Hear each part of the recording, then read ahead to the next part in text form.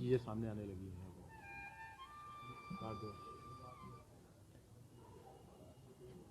बहुत से लोग उत्तराखंड में आंदोलन करते रहे, कुछ आंदोलनों में हम भी सम्मिलित रहे थे, गंगा जी को लेकर के, गंगा जी की अविरलता, निर्मलता, पवित्रता। फिर यहाँ पर जो सुरंगें बनाई जा रही हैं, यहाँ पर जो रोड और कंस्ट्रक्शन हो रहा है, देखिए कुछ तो अपरिहार्य है। 4 धाम हमारे 12 महीने खुले रहे, लेकिन उसके लिए जिन नियमों प्रावधानों का पालन करना चाहिए, बड़े विस्फोट नहीं होने चाहिए और ज़्यादा बड़ी सुरंगें नहीं बननी चाहिए। अब जो प्रोजेक्ट चल रहे हैं उससे फिर किसी भी प्रकार की कोई त्रासदी नहीं आनी चाहिए, और यदि कहीं उससे कोई आपदा आ रही है या लोगों के जीवन को कहीं संकट पैदा हो रहा है, तो चाहे जो कंपनियां प्रोजेक्ट्स कर रही हैं उनको, चाहे राज्य और केंद्र सरकारों को इस तरह का एक प्रावधान करना चाहिए कि लोगों का जीवन संकट में ना पड़े, उनके जीवन में अंधेरा ना आए। ये सब की एक सामूहिक जिम्मेदारी बनती है। ऐसे समय पे हमेशा जब इस तरह की घटनाएं होती हैं तो पतंजलि तो हमेशा आगे बढ़ता है। बाकी एनजीओ से और उन लोगों से भी क्या आप अपील करेंगे कि इस समय, क्योंकि देखिए सरकार और समाज मिलकर के ही लोगों की हमेशा सहायता करता रहा है। भारत का जो सरोकार है, भारत के जो संस्कार हैं वो ऐसे ही है कि हम केवल सरकार के भरोसे लोगों को नहीं छोड़ देते, केवल समाज के भरोसे नहीं, मिलजुल करके जो अपने ये उत्तराखंड के लोग, ये जोशीमठ के लोग, चाहे जहाँ पर भी कोई कष्ट आ रहा है लोगों के जीवन में, उन सबको सहारा देना हम सबकी सामूहिक जिम्मेदारी, उत्तरदायित्व है। इसको लेकर कहीं ना कहीं नाराजगी भी लोगों में व्यक्त है। दरअसल ये पूरे राजनीतिक हथकंडे हैं। भारत तपस्वियों का भी देश है, भारत पुजारियों का भी देश है, भारत ब्राह्मणों का, सवर्णों का, अगड़ों का, पिछड़ों का, सबका देश है। इसमें ये जो पॉलिटिकली पोलराइजेशन किया जाता है ना, कि हम गरीबों के हमदर्दी हैं, हम तपस्वी हैं, दूसरे लोग जो है वो ऐशो आराम में, विलासिता में जी रहे हैं, इस तरह की बयानबाजी से मुझे लगता है जितने लोग सजग रहेंगे, राहुल जी इतनी मेहनत कर रहे हैं तो ऐसे बयानों से उनकी छवि धूमिल होती है, तो उनको कि जो भी सलाहकार उनको सलाह, समाज में किसी भी प्रकार की भेदभाव, ऊंच नीच की दीवारें खड़ी हो, और हमने तो सारी दीवारों को ढाने का काम किया है। जातियों के नाम पर, मजहबों के नाम पर, भाषाओं के नाम पर भारत ने तो एकत्व, सहअस्तित्व और सामंजस्य के उद्घोष किए हैं। वननेस, कोएग्जिस्टेंस एंड हार्मनी, ये हमारी सनातन संस्कृति के आधारभूत तत्व रहे हैं। ऐसे में किसी भी वर्ग को टारगेट करके कोई बात कहना अशोभनीय है। टी शर्ट पहन के घूमना इस ठंड में, क्योंकि कहीं ना कहीं देखो, टी शर्ट के नीचे इनर है, तो इतने ज़्यादा कपड़े पहनने की क्या ज़रूरत है सभी को? तुम लोगों ने भी 5-5 कपड़े पहन रखे हैं, इनकी ज़रूरत नहीं है। हमने तो ज़िंदगी भर 2 ही कपड़े पहने हैं, सारा देश जानता है। तो इसमें जो है ये सच है कि राहुल गांधी जी यात्रा करके जहाँ अपना पुरुषार्थ कर रहे हैं और अपनी खोई हुई राजनीतिक जमीन हासिल करने के लिए चेष्टा करना, ये सबका लोकतांत्रिक अधिकार है। ये राहत सामग्री अभी हम यहाँ से विदा कर रहे हैं, शाम तक पहुंच जाएगी। कल वितरण करने के लिए पूज्य श्रद्धेय आचार्य बालकृष्ण जी खुद जोशीमठ जाएंगे, और भी जो जरूरत होगी हम लोगों की सहायता के लिए हाथ आगे बढ़ाएंगे।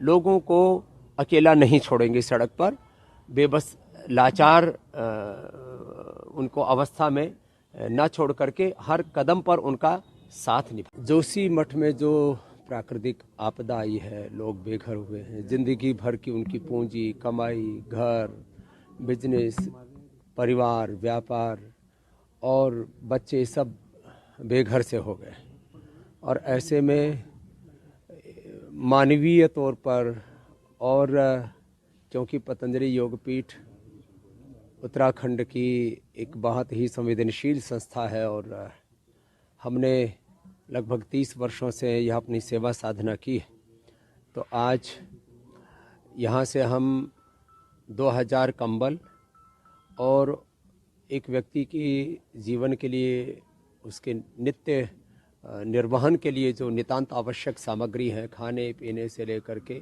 साबुन, शैम्पू, टूथपेस्ट आदि, उन सब को हम भेज रहे हैं, जिससे कि लोगों को रोज़मर्रा की ज़िंदगी जीने की जो तकलीफ़ें हैं उनको हम बांट सकें, उनको कम कर सकें।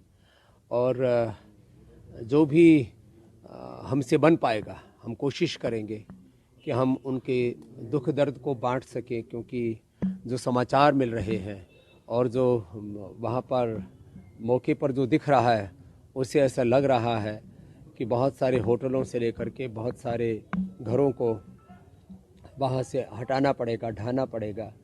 और ऐसे में लोगों के पास में कोई सहारा नहीं है, एक तरह से उनकी ज़िंदगी में अंधेरा है। कितने लोगों को हमने तड़पते बिलखते देखा है कि उनका ज़िंदगी भर का की कमाई का, पुरुषार्थ का, मेहनत का बनाया हुआ आशियाना उनसे छिन गया। और इससे भी बड़ी बात है कि आगे उनकी ज़िंदगी के निर्वहन का क्या होगा, उनके बच्चे कहाँ पलेंगे। तो इस पर एक बृहद कार्य योजना बननी चाहिए कि लोग सड़क पर ना आ जाएं। सरकार को भी इसमें सहयोग करना चाहिए और गैर सरकारी संस्थाओं को, ट्रस्टों को, आश्रमों को भी मदद करनी चाहिए, लोगों का हाथ बटाना चाहिए। क्योंकि जिस तरह से वहाँ पर होटल्स को, छोटे छोटे रेस्टोरेंट्स को, लोगों के घरों को तोड़ा जा रहा है, तो वहाँ पर कितने साइज़ के, कितने जो है मजबूत, किस तरह के इंफ्रास्ट्रक्चर को वहाँ क्रिएट किया जाए, किस तरह से वहाँ सीवरेज की व्यवस्था की जाए। और लोगों को यदि वहाँ नहीं बसने देना है, इस तरह से बोला जा रहा है कि वहाँ पर ज़मीन वहाँ से कठोर नहीं है, पठार नहीं है, बहुत रेतीली ज़मीन है, यदि वहाँ से उनको विस्थापित करना है तो दूसरी उनको जगह दी जाए और इतना तो कम से कम मुआवजा उनको दिया जाए कि वो अपने रहने के लिए एक छोटा सा घर बना सके।